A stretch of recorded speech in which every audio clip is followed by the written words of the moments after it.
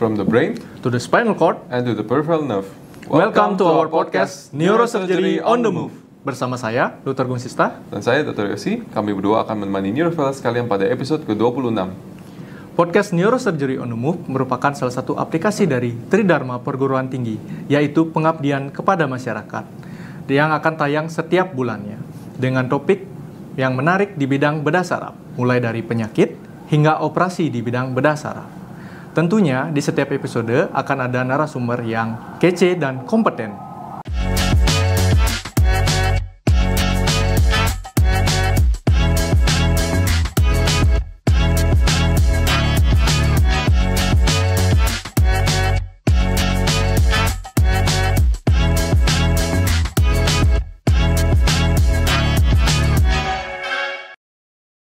Di episode ke-26 kali ini, kita akan membahas tentang topik terapi stem cell pada neurotrauma.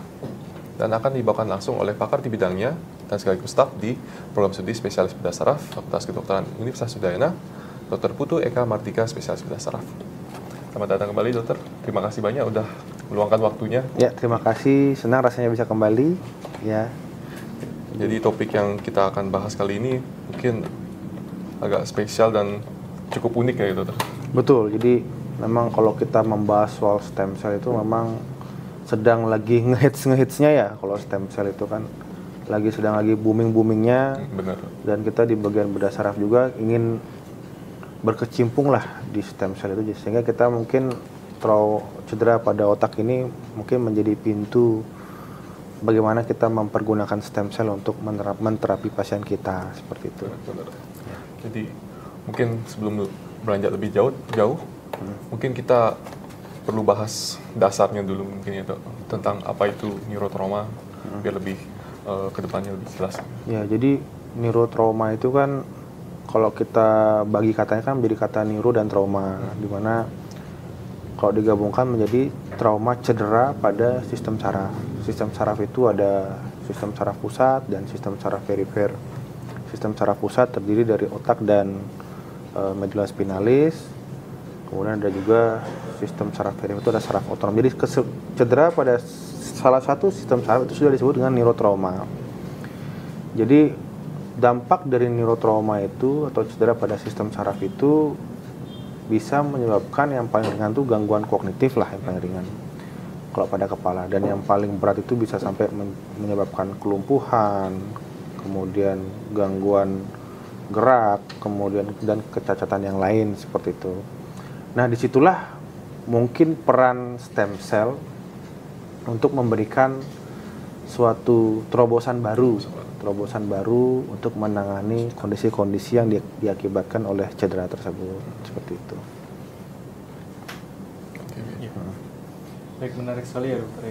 Jadi di sini kita akan membahas tentang stem cell yang dimana merupakan harapan baru. Jika kita bandingkan dengan terapi konvensional, seberapa besar sih peranan stem cell itu sendiri? Ya, ini sebenarnya pertanyaan bagus ya. Jadi untuk dalam kondisi sekarang, apabila kita menemui pasien dengan cedera sistem saraf, ya yang paling sering kan memang cedera pada kepala dan cedera pada tulang belakang, itu sebenarnya seorang dokter bedah saraf atau seorang dokter mungkin yang lain itu hanya menangani cedera sekunder dari cedera tersebut. Jadi apa yang sudah terjadi itu dampaknya itu kita tangani, misalnya kalau ada pendarahan di otak, kita ambil pendarahan di otaknya. Tetapi cedera primer yang terjadi akibat dari cedera tersebut, akibat dari benturan tersebut, itu sebenarnya belum tertangani.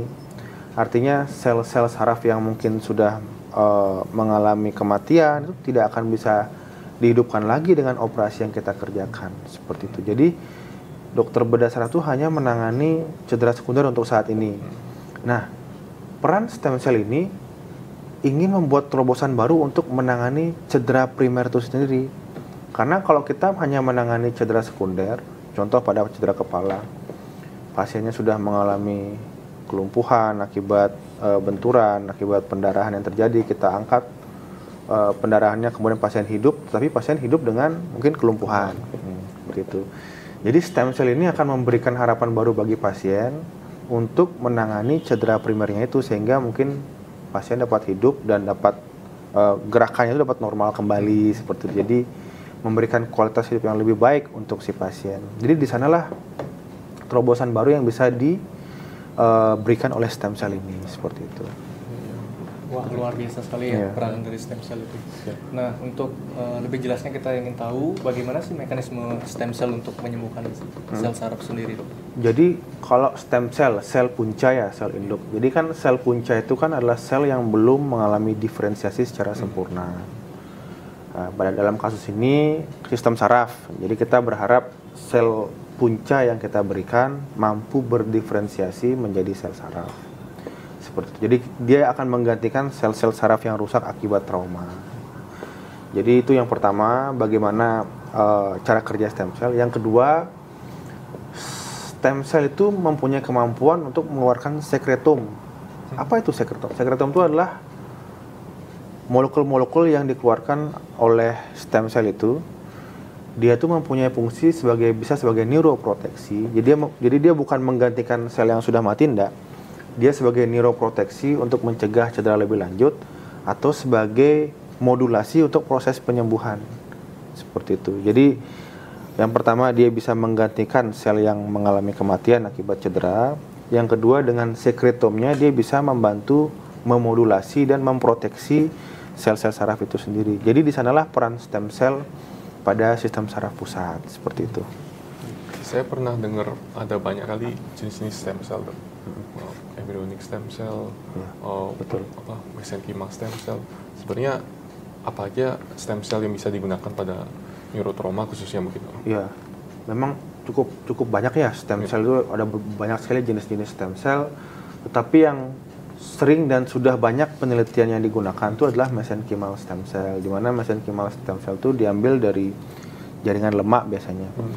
Jadi dengan mesenchymal stem cell itu biasanya dia bukan untuk berdiferensiasi menjadi sel saraf, bukan. Dia tuh dibutuhkan sekretom dari stem cell tersebut untuk memodulasi atau mempromote proses penyembuhan dari sel saraf itu sendiri dengan memperbaiki lingkungan di sel saraf itu sendiri. Jadi dia akan membuat lingkungan sel saraf yang mengalami cedera itu menjadi lebih baik, menjadi lebih cocok untuk proses penyembuhan, sehingga sel saraf yang mengalami kerusakan itu mampu beregenerasi seperti itu. Jadi kebanyakan mesenchymal stem cell itu tujuannya bukan untuk langsung berdiferensiasi menjadi neuron, bukan seperti itu. Jadi lebih ke memprovide atau menyediakan lingkungan yang cukup untuk memproteksi sel saraf itu sehingga perbaikannya itu menjadi lebih optimal, seperti itu. Ada juga indus pluripotent stem cell, itu yang lagi ngehits. Jadi sel yang sudah mature atau sudah pada tahap akhirnya itu bisa diindus dengan memberikan beberapa mediator sehingga dia bisa kembali menjadi stem cell. Nah itu sekarang lagi banyak penelitian yang ke arah ke sana, karena ternyata sel yang mungkin sudah ibaratnya sekarang ini ada anak kecil, ada orang dewasa.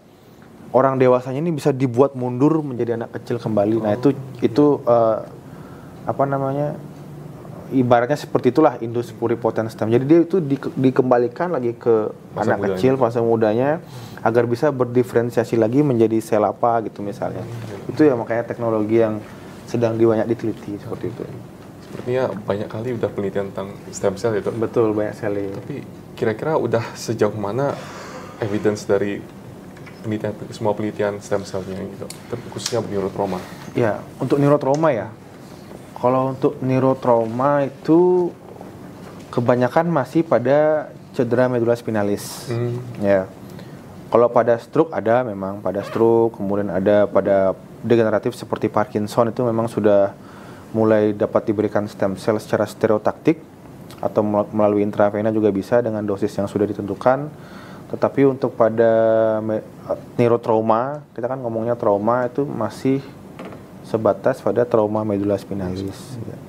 Dengan cara memberikan secara intravena bisa atau direct langsung ke spinal cord-nya ketika kita melakukan tindakan operasi seperti laminektomi dekompresi. Langsung diberikan stem cell-nya. Nah, itu yang diberikan juga biasanya berupa mesenchymal stem cell untuk memprovide environment yang bagus untuk proses penyembuhan seperti itu. Jadi salah satu problem dari proses penyembuhan pada spinal cord itu kan karena adanya seperti kista yang menghalangi proses penyambungan akson seperti itu. Jadi di sana itu ada juga fungsi stem cell yang bisa menghambat atau melisiskan pembentukan kista tersebut sehingga proses penyembuhannya jadi lebih cepat dan lebih mudah seperti itu. Gitu. Baik, terima kasih dokter. Ya. Selanjutnya dari penjelasan tadi mungkin memang ada tantangan tersendiri dari stem cell itu ya dokter. Nah, menurut dokter apa saja sih resiko dari dan kendala juga dari terapi stem cell ini? Jadi untuk resiko pertama ya, kalau resiko itu semakin stem cell-nya ke yang lebih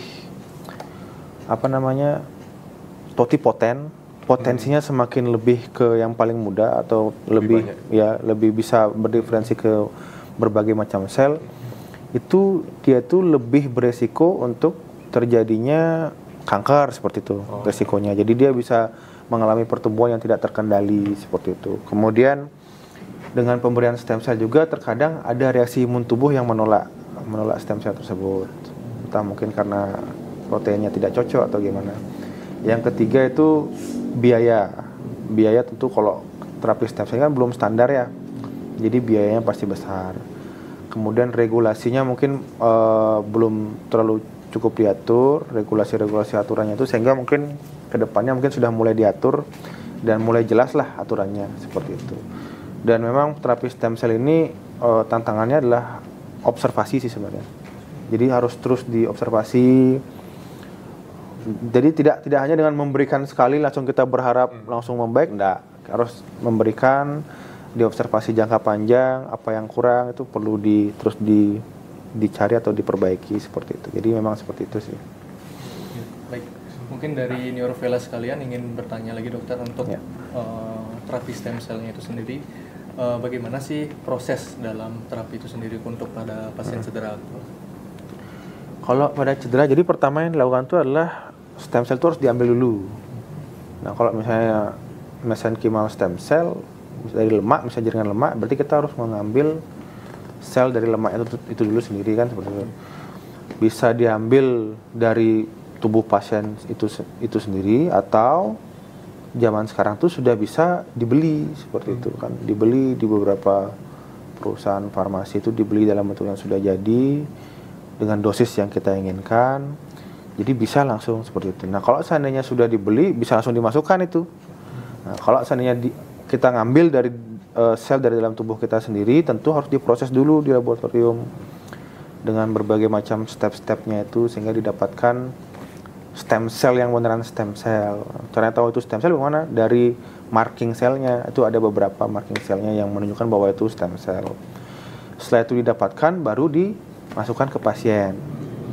Bisa melalui intravena, atau kalau misalnya pada medula spinalis itu bisa diberikan langsung direct kan. Kalau misalnya pada Parkinson misalnya kita ingin memasukkan ke substansia nigra, bisa dengan stereotaktik seperti. Jadi banyak cara untuk memasukkannya. Setelah itu diberikan, baru dipantau. Pemantauan ini yang penting gitu. Apakah benar dia menjadi pengganti sel saraf? Jadi perlu dipantau fungsi-fungsinya segala macam dah itu. Ya. Sejauh yang saya dengar, kelihatan kedengarannya benar-benar stem cell ini the future ya dok ya? Iya, the future banget nih. Tapi kira-kira dari pandangan dokter sendiri, prospeknya bagaimana tuh penggunaan stem cell pada neurotrauma? Ya, jadi dari pandangan saya memang stem cell ini kan merupakan future lah, masa depan lah. Tidak hanya pada bidang neurotrauma, karena kedepannya neurotrauma tuh mungkin akan lebih sedikit jarang dibandingkan neurodegeneratif. Jadi umur orang tua akan makin panjang. Jadi penyakit-penyakit seperti penyakit degeneratif, penyakit yang mungkin terjadi akibat gaya hidup yang kurang baik itu pasti akan banyak.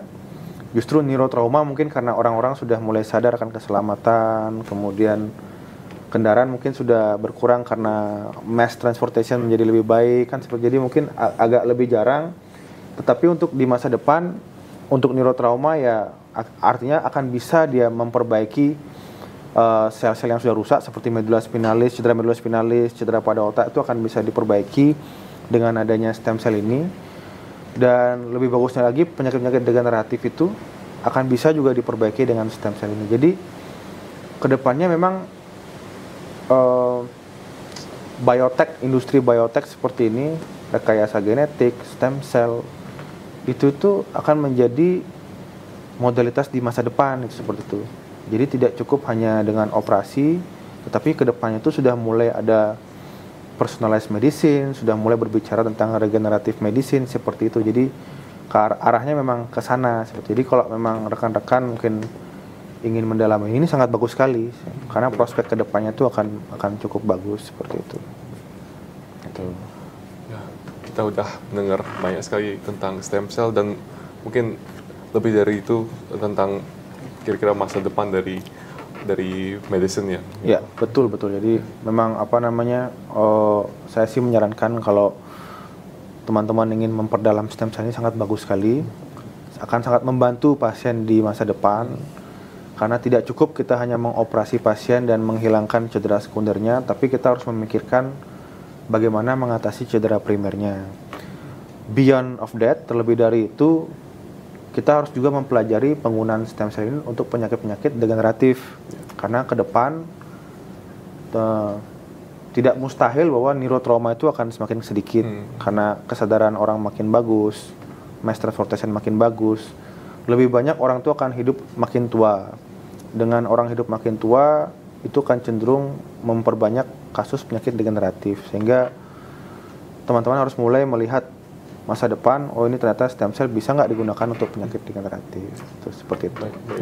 Ya, semoga dengan pembicara ini lebih banyak lagi neurovelas yang akan tertarik dengan stem cell. Oke. Ya, sekali lagi saya ucapkan terima kasih banyak dokter sudah meluangkan waktunya. Sama-sama Dr. Yosi. Ya. Jadi terima kasih banyak dokter sudah memberikan kami banyak kali wawasan tentang stem cell dan penggunaannya pada trauma. Semoga stem cell lebih berkembang dan juga memberikan harapan baru bagi pasien-pasien neurotrauma. Terima kasih banyak dokter atas penjelasan yang sudah sangat lengkap, di mana jadi kita akan rangkum dari episode Neurosurgery on the Move episode ke-26 kali ini, di mana terapi stem cell pada neurotrauma, di mana kita sudah membahas tentang definisi dari neurotrauma dan stem cell, kemudian dari bagaimana peranan stem cell dan bagaimana cara penerapan, risiko dan manfaat dari stem cell serta prospek stem cell pada neurotrauma untuk ke depan. Sekali lagi terima kasih banyak kepada Dr. Putu Eka Mardika, spesialis bedah saraf, sudah meluangkan waktunya menjadi pembicara pada episode Neurosurgery on the Move kali ini. Untuk Neurovelas, kalau misalkan ada masukan ataupun ide topik baru untuk episode Neurosurgery on the Move ke depannya, bisa kontak kami di Instagram kami di @neurosurgeryudayana ataupun di channel YouTube kami @bedah-saraf-unut. Jangan lupa untuk like, komen, dan subscribe di channel YouTube kami. Lalu podcast Neurosurgery on the Move akan hadir setiap bulannya di YouTube. Jangan lupa nantikan episode selanjutnya. Dengan saya, Dr. Gungsista. Saya Dr. Yosi. Saya Dr. Eka. Salam Neurosurgery on the Move.